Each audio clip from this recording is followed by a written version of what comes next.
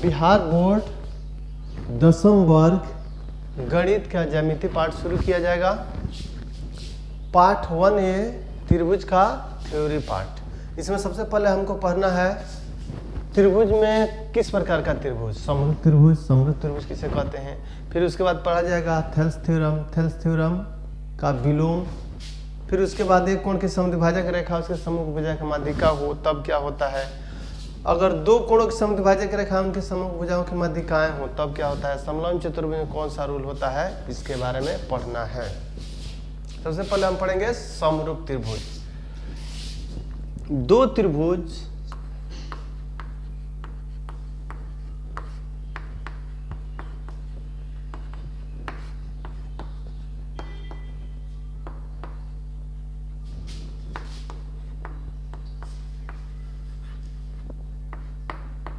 समरूप त्रिभुज, similar triangle समरूप त्रिभुज किसे कहते हैं। दो त्रिभुज समरूप होते हैं, दो त्रिभुज समरूप कहे जाते हैं यदि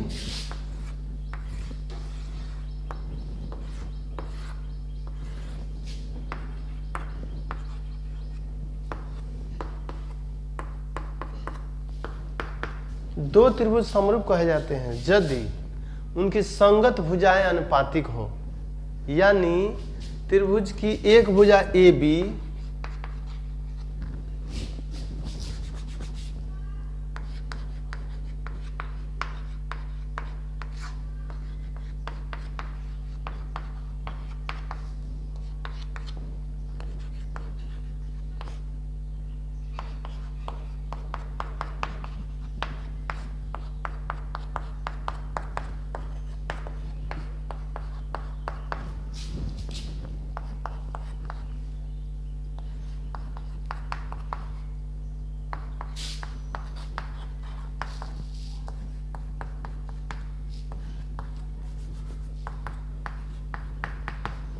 दो त्रिभुज समरूप कहे जाते हैं या दो त्रिभुज समरूप होते हैं, उसके दो शर्त है।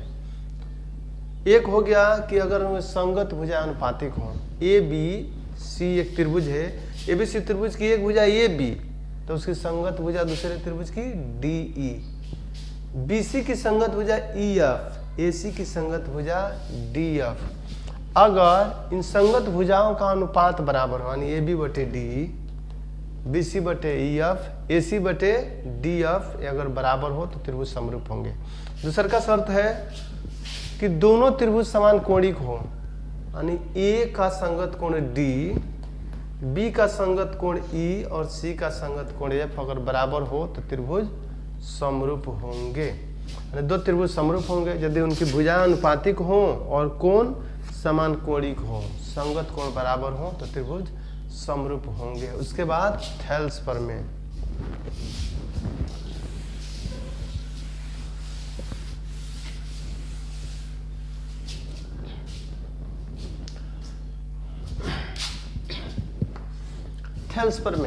थेल्स प्रमेय को आधारभूत आनुपातिकता प्रमेय भी कहा जाता है।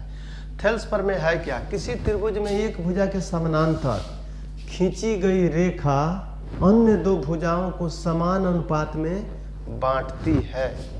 थेल्स प्रमेय क्या कहता है, इसको समझते हैं। किसी त्रिभुज में मान लिया कि वह त्रिभुज ABC है, इस ABC त्रिभुज में किसी भी एक भुजा के समानांतर, मान लिए कि वह BC भुजा के ही समानांतर रेखा D खींची गई है, तो शर्त होता है त्रिभुज ABC में अगर कोई रेखा खींची गई है एक भुजा के समानांतर, DBC के समानांतर अगर खींची गई है तो उस स्थिति में यह खींची गई रेखा अन्य दो भुजाओं को समान अनुपात में बांटती है, यानी AD बटे DB बराबर AE बटे EC। अगर यह समानांतर होगा, किसी भी एक भुजा के समानांतर होगा तो बाकी अन्य दो भुजाओं को समान अनुपात में बांटेगा, यानी AD बटे DB AE बटे EC के बराबर होगा। यही कहलाता है थेल्स प्रमेय या आधारभूत आनुपातिकता प्रमेय भी कहलाता है। अब उसके बाद थेल्स प्रमेय का विलोम समझते हैं।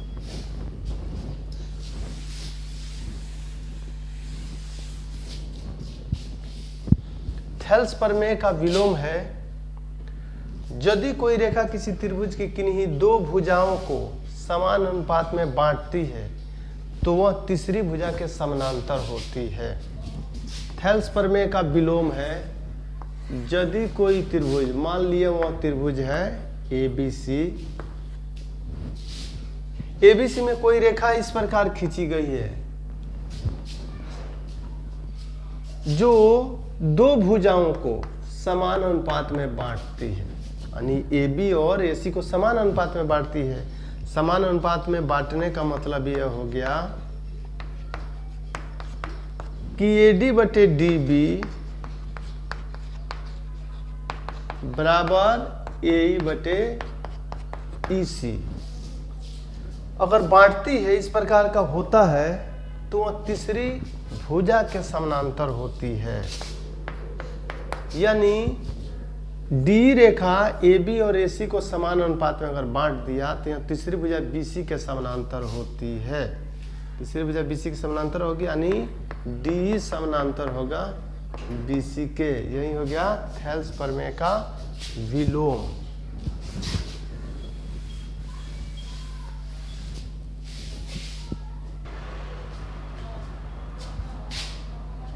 तीसरा प्रमेय है, एक कोण की समद्विभाजक रेखा सम्मुख भुजा की अगर माध्यिका हो तो उस स्थिति में क्या होता है। मान लिया कि एक त्रिभुज ABC है, इस त्रिभुज के एक कोण, कोई भी एक शीर्ष कोण है, मान लीजिए कि इसकी समद्विभाजक रेखा अगर AD हो, अगर AD समद्विभाजक रेखा हो, वह जो समद्विभाजक रेखा है सम्मुख भुजा की अगर माध्यिका हो, यानी दो बराबर भागों में बांट देता हो, BD और DC को बराबर में बांट देता हो, तो उस स्थिति में, यानी इसको कह सकते हैं कोण BAD बराबर हो कोण CAD के। BAD CAD क्यों बराबर होगा, कब बराबर होगा, यदि AD समद्विभाजक रेखा हो। एक कोण की समद्विभाजक रेखा उसकी माध्यिका हो, यानी BD बराबर DC, BD बराबर DC, तो इस स्थिति में माध्यिका हो, तो इस स्थिति में वह त्रिभुज समद्विबाहु होता है। यानी इस कोण को बनाने वाली भुजाएं जो दो कोण है, दोनों का मान बराबर हो जाता है, यानी AB बराबर AC, यानी त्रिभुज समद्विबाहु होगा, AB बराबर AC होगा।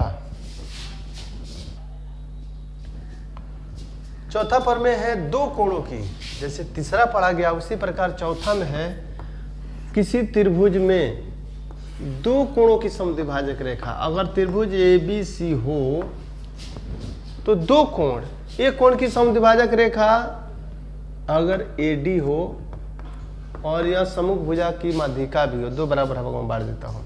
फिर दूसरे शीर्ष कोण B की समद्विभाजक रेखा BE हो और यह भी इसको बराबर भागों में बांट देता हो, तो इस स्थिति में त्रिभुज समबाहु होगा, यानी तीनों भुजा बराबर होंगे। त्रिभुज ABC में तीन वाला के जैसे ही लिखेंगे, ABE कोण ABE कोण त्रिभुज ABC में कोण BAD बराबर कोण CAD BAD और CAD बराबर हो, और BD बराबर DC,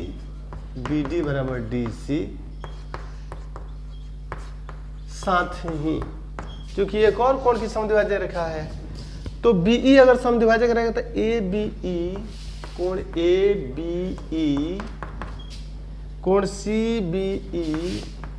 CBE समद्विभाजक हो गया, और भुजा को समद्विभाजित करती हो AE बराबर EC, तो उस स्थिति में, यानी दो कोणों की समद्विभाजक रेखाएं हों और दोनों उनकी माध्यिका हो, उस स्थिति में तीनों भुजा बराबर होंगे। ए बी बराबर बी सी बराबर ए सी, यह होगा, ये हो गया समबाहु त्रिभुज होगा।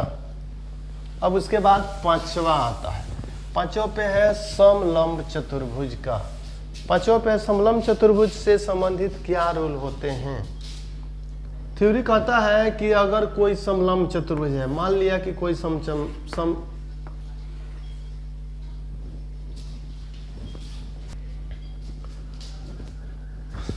चतुर्भुज में कौन सा रूल होता है? मान लिया कि ए बी सी डी एक समलंब चतुर्भुज है। ए बी सी डी एक समलंब चतुर्भुज है। समलंब चतुर्भुज किसे कहते हैं? दो भुजाएं समांतर हो और दो भुजाएं असमांतर हो। तो समलंब चतुर्भुज के विकर्ण, समलंब चतुर्भुज के विकर्ण एक दूसरे को आनुपातिकतः विभाजित करते हैं।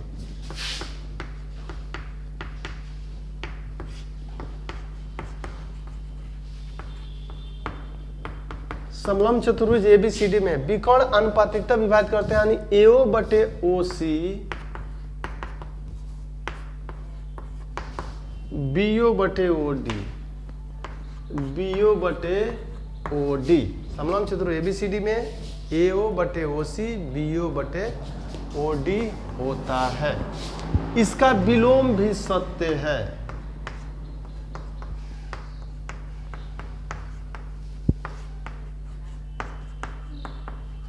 इसका विलोम भी सत्य है। अगर विकर्ण कोई चतुर्भुज दिया हुआ हो और विकर्ण एक दूसरे को अनुपातिकता विभाजित करते हैं तो वह चतुर्भुज समलंब चतुर्भुज होगा। छठा प्रमेय, त्रिभुज के किसी कोण का आंतरिक या बाह्य समद्विभाजक, यानी दो त्रिभुज के बारे में कहा जा रहा है कि कोई त्रिभुज है, उसका कोई एक कोण का आंतरिक समद्विभाजक हो या चाहे बाह्य समद्विभाजक की स्थिति में, उस कोण को बनाने वाली भुजाओं के अनुपात में सम्मुख भुजा को आंतरिकता या बाह्यता विभाजित करता है। इसमें दो प्रमेय समझ सकते हैं, है उनको अलग अलग करके हम समझेंगे। पहले आंतरिक समद्विभाजक, त्रिभुज के किसी एक कोण का आंतरिक समद्विभाजक,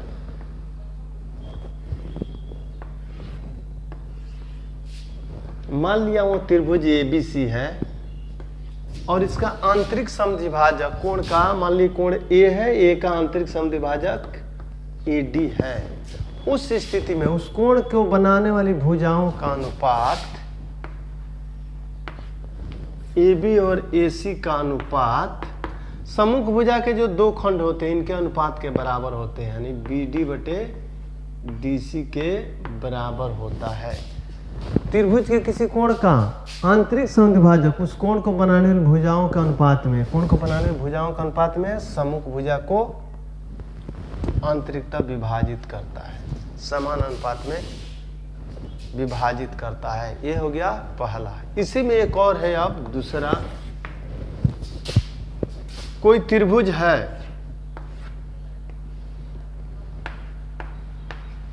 मान लिया वो त्रिभुज एबीसी है। अब इसके किसी बाह्य कोण का समद्विभाजक, ए का बाह्य कोण हो गया, अब इससे ए कोण का समद्विभाजक यानी बाह्य समद्विभाजक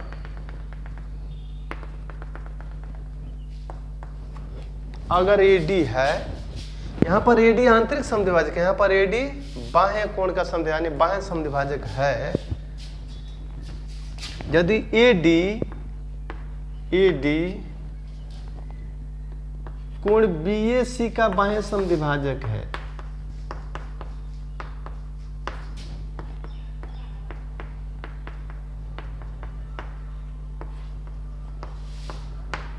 तो इस स्थिति में BD बट इस कोण को बनाने की बजाय AB बटे AC बराबर होता है BD बटे DC, BD बटे DC। अभी दोनों प्रमेयों को फिर से एक बार समझते हैं। ABC एक त्रिभुज हो गया, ABC एक त्रिभुज हो गया। AD आंतरिक समद्विभाजक है, यहाँ पर AD बाह्य समद्विभाजक है। तो ए कोण का जो AD जो आंतरिक समद्विभाजक है, इस कोण को ये कोण के बनाने में भुजा ए बी और AC का अनुपात वही होगा जो सम्मुख भुजा के अनुपात होगा। अगर बाह्य समद्विभाजक AD अगर बाह्य समद्विभाजक है तो ए का जो भुजाएं है, कोण को बनाने वाली भुजाएं AB और AC का अनुपात BD और DC के बराबर होता है। AB बटे AC दोनों में, BD बटे DC बराबर BD बटे DC बराबर BD बटे DC। यह अनुपात तो दोनों को एक ही चीज लिखा गया है, लेकिन दोनों के फिगर में अंतर है। AD यहाँ आंतरिक समद्विभाजक है, यहाँ पर AD बाह्य समद्विभाजक है।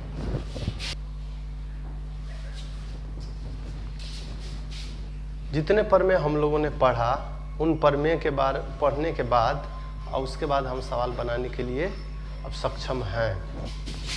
लेकिन आगे सवाल बनाने से पहले हमें कुछ चीज़ों का ध्यान रखना होगा। सभी प्रमेय को याद कर लेना है। जो 6 प्रमेय है उसको हमको कंठस्थ याद होना चाहिए, तभी हम सवाल बना सकते हैं। चित्र बनाने का प्रयास करें।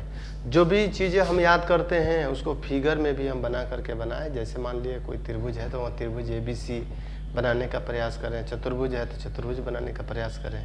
चित्र के द्वारा उसको हम बनाएंगे। फिर चित्र की उस चित्र की व्याख्या भी करना है। व्याख्या करने का मतलब हो गया कि फिगर बना लिया, एक थ्योरी हो गया, फिगर हो गया, और उसका व्याख्या भी हमको लिखना है। और यह सब बुक्स में सब दिए हुए हैं।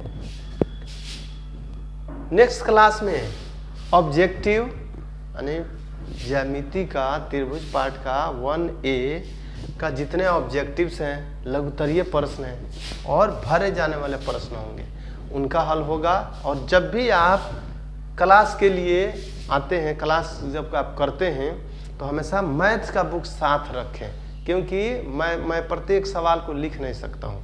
तो केवल क्वेश्चन नंबर मैं बता दूंगा कि क्वेश्चन नंबर 5 है या 6 है, और सवाल क्या है तो आपको वहाँ से देख लेना होगा, सॉल्यूशन आपको इसमें मिल जाएगा।